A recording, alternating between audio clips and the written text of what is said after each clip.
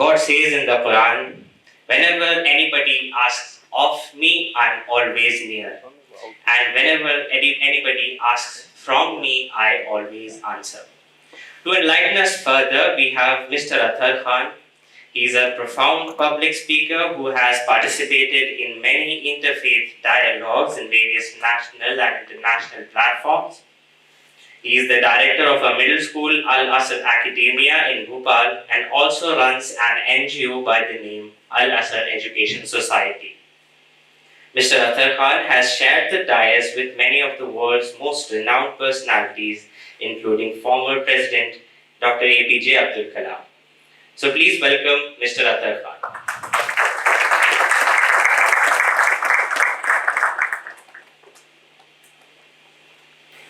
Alhamdulillah, wassalatu wassalam ala Rasulillah wa ala alihi wa sahbihi ajma'in, amma ba'd. A'udhu billahi minash shaitanir rajim, bismillahir rahmanir rahim. Qul huwallahu ahad, Allahu samad, lam yalid wa lam yulad wa lam yakul lahu kufuwan ahad. Rabbi shrah li sadri wa yassir li amri wahlul 'uqdatam min lisani yafqahu qawli. Respected guests, Father John, Dr. Neelam Tripathi, Dr. Charanjit Kaur, Mr. Ram Kumar, and my dear students, I welcome all of you with the Islamic greetings. Assalamu alaikum wa rahmatullahi wa barakatuh. Which means, may peace, mercy and blessings of Almighty God be upon all of you. Religion, dharm, mazhab,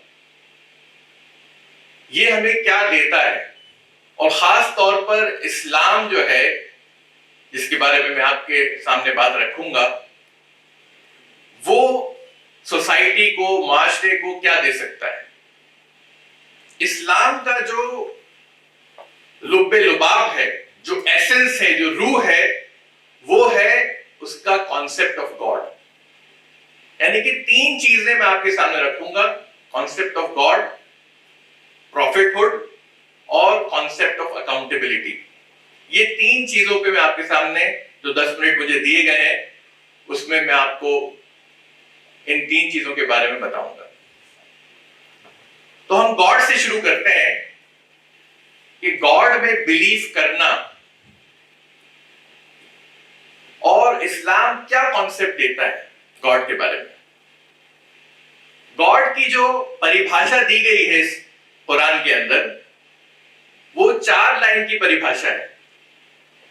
سورہ اخلاص chapter 112 4 لائنیں ہیں بس.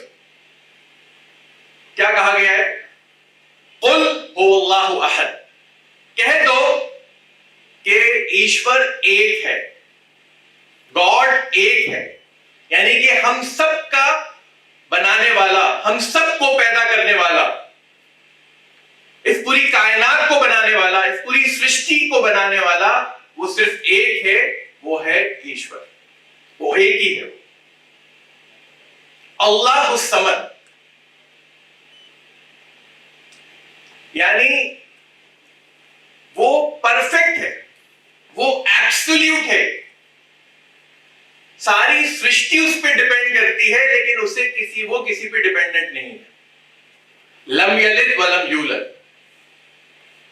اس کے نہ تو کوئی ماتا پتا ہے نہ کوئی بیٹا بیٹیاں ہے, وہ اکیلا ہے, تنہا ہے. ولم یکن لہ کفوا احد. اور اس جیسا کوئی ہے ہی نہیں. یعنی کہ جہاں آپ نے اس کو کمپیر کیا کسی سے وہ ایشور ہو ہی نہیں سکتا. تو یہ ماپ ڈنڈ 4 کہ آپ ایشور قرآن کے اندر دیے گئے ہیں کہ یہ ایشور کی پریبھاشا ہے کہ وہ ایک ہے, وہ کسی پہ ڈیپینڈ نہیں کرتا, وہ پرفیکٹ اور ایبسولوٹ ہے. تیسری, وہ اس کے نہ تو کوئی ماتا پتا ہے نہ کوئی اولاد ہے. اور چوتھی, اس جیسا کوئی ہے ہی نہیں, آپ اس کی کلپنا بھی نہیں کر سکتے. اسی طرح ایشور کی جو دوسری پریبھاشائیں ہیں, دوسری چیزیں جو قرآن کے بارے میں بتائی گئی ہیں جس سے ہمیں پتہ چلتا ہے کہ ایشور کا صحیح کانسیپٹ کیا ہے قرآن میں. قرآن کہتا ہے اللہ لا الہ الا هو الحی القیوم، کہ وہ ایشور ہے اور وہی پوجا کے لائق ہے، اسی کی پوجا کی جانی چاہیے، اسی کی عبادت کی جانی چاہیے. الحی، وہ زندہ ہے ہمیشہ، یعنی نہ تو اس کی کوئی بگننگ ہے نہ کوئی اینڈ ہے، وہ ہمیشہ زندہ ہے، کبھی مرے گا نہیں. القیوم، وہ ہر چیز کو قائم رکھنے والا ہے. وہ نہ تو اس کو ندرا آتی ہے، نہ اسے اونگ آتی ہے، نہ سستی آتی ہے.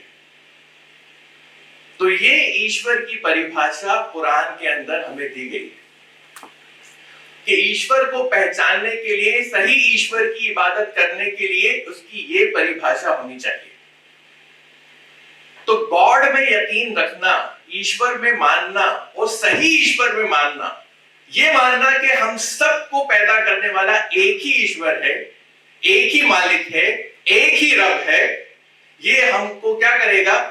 ایک بردرہڈ، ایک بھائی چارہ لے کر آئے گا کہ ہم سب ایک ہی مالک کے پیدا کیے گئے اور اس کی عبادت اور پوجا اسی کی ہونی چاہیے اور کسی کی نہیں.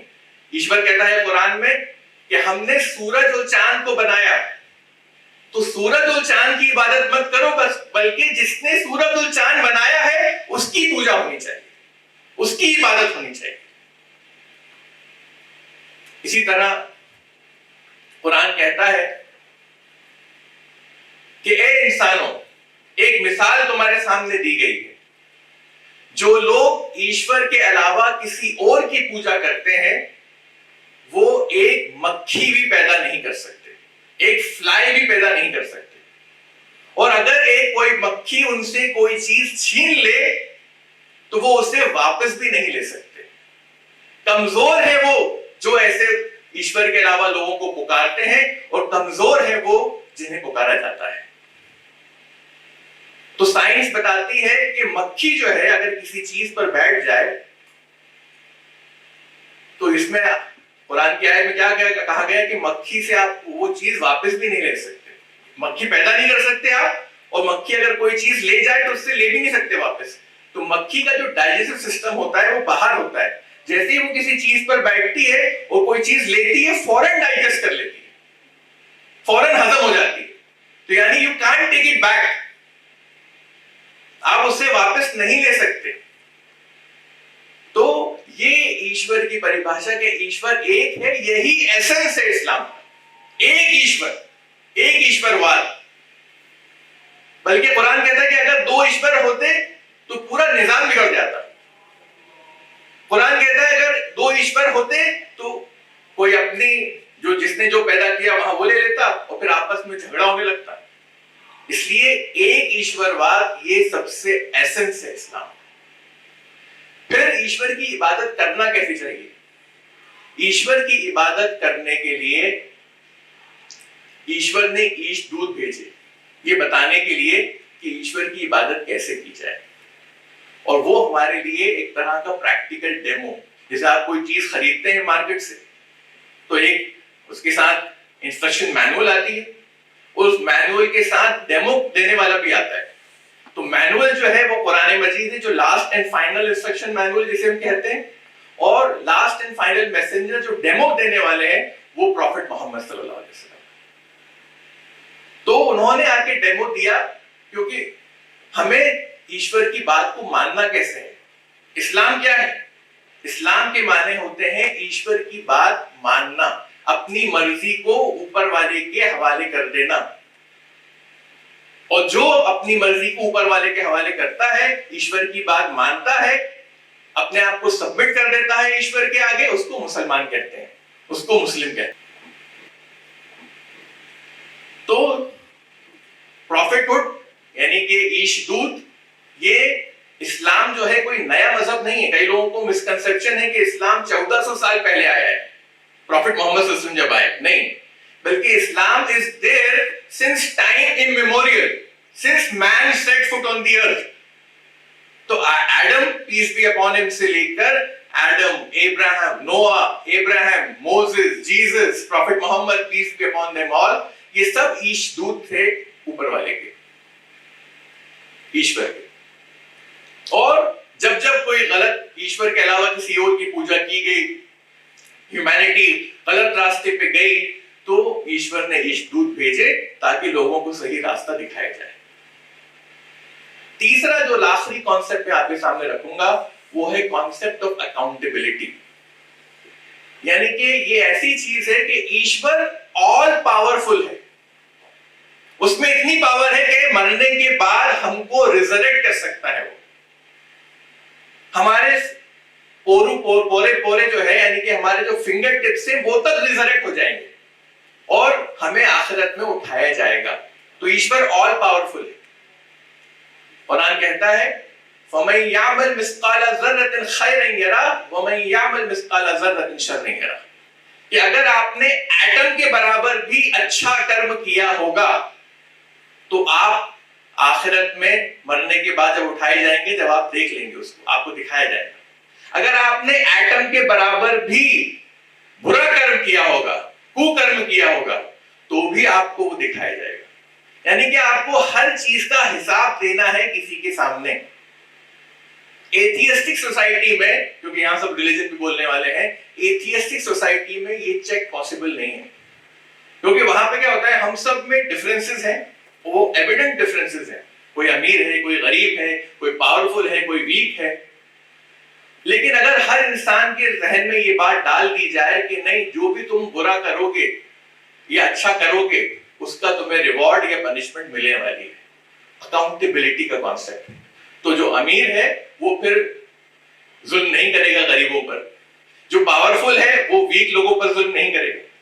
तो इस तरह से जो है पूरी सोसाइटी में क्या हो सकता है, पीस आ सकता है। पूरी सोसाइटी में जो है हम क्या होता है, लोग जब जुल्म ज्यादती किसी के पास होती है तभी वो गलत काम की तरफ बढ़ता है, अगर उसे इंसाफ नहीं मिलता। लेकिन अगर उसे ये पता चल जाए कि नहीं, आखिरत में सबके साथ इंसाफ होने वाला है, वो एक ईश्वर सबके साथ इंसाफ करेगा आखिरत में। जिसने भी बुरा किया है उसको उसका हिसाब देना है, और जिसने भी अच्छा किया है वो उसको जो है मिलेगा। तो ये कॉन्सेप्ट ऑफ अकाउंटेबिलिटी, ये बहुत जरूरी कॉन्सेप्ट है। तो पहला कॉन्सेप्ट कि हम सब एक ईश्वर के हैं, एक ईश्वर ने हमें पैदा किया, फिर उसने प्रॉफिट्स को भेजा हमें सही रास्ता दिखाने के लिए, उसकी पूजा कैसे की जाए, उसकी इबादत कैसे की जाए ये बताने के लिए। और तीसरी चीज अकाउंटेबिलिटी का जो कॉन्सेप्ट है कि हम जो भी कर रहे हैं, चाहे वो अच्छा कर रहे हैं, बुरा कर रहे हैं, हर चीज नोट डाउन हो रही है, हर चीज लिखी जा रही है, एंजल्स लिख रहे हैं, ऊपर वाला सब रिकॉर्ड कर रहा है, सीसीटीवी कैमरास लगे हुए हैं। तो आपका हर एक्शन जो है वो ऐसा होना चाहिए जिसका हमें बाद में रिग्रेट ना हो। तो ये चीज जो है जरूर सोसाइटी में पीस ला सकती है। तो मैं फादर का एक बार फिर आभारी हूं, शुक्रिया अदा करता हूं बीएसएस कॉलेज का। और इस कैंपस पे फर्स्ट टाइम आया, मैंने पूछा कि 20 एकर्स का कैंपस है, हम स्कूल चला रहे हैं, बहुत छोटा सा स्कूल है, 1 एकड़ की जगह ढूंढ रहे हैं, लेकिन यहाँ पर 20 एकर्स के कैंपस में यहाँ पर लोग एजुकेशन हासिल कर रहे हैं। तो मैं स्टूडेंट्स को भी मुबारकबाद दूंगा कि आप यहाँ से तालीम हासिल कर रहे हैं, और यहाँ के मैनेजमेंट को भी जो है मुबारकबाद दूंगा कि आप अच्छा काम कर रहे हैं एजुकेशन की फील्ड में। मैं अपनी बात को खत्म करूंगा। 4 चीजें जो इस्लाम में दी गई हैं, ये 4 चीजें होंगी तो आपको स्वर्ग मिल सकता है।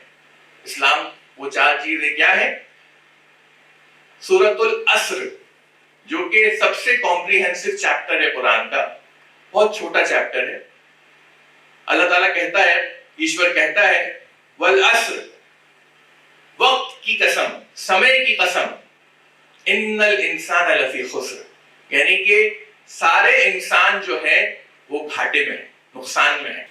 इल्लल लज़ीना आमनू, सिवाय उन लोगों के जिन्होंने ईश्वर में आस्था रखी, ईश्वर में माना, ईश्वर की माना, वो अमिलुस सालिहात, और अच्छे कर्म किए, वतवासौ बिल हक, और सिर्फ खुद अच्छे कर्म नहीं किए बल्कि लोगों को भी अच्छे कर्म की तरफ बुलाया।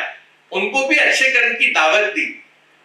وتواصوا بالصبر, اور ایسا اچھا کام کرو گے تو تمہیں پریشانیاں آئیں گی, تو اس لیے صبر کرنا پڑے گا, سنیم رکھنا پڑے گا, پیشنس رکھنا پڑے گا.